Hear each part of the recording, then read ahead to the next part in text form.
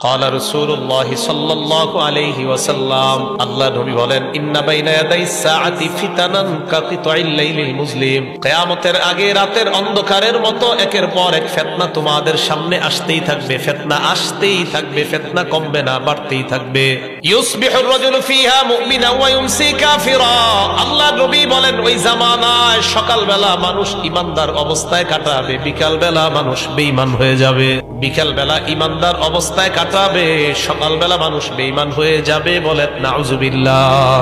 তাহলে বলেন তো ওই জামানা কি সামনে আসবে না বর্তমানে চলতেছে?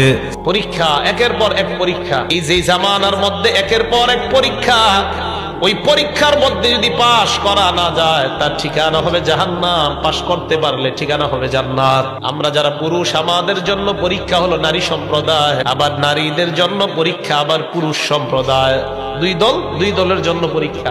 তো পরীক্ষাটা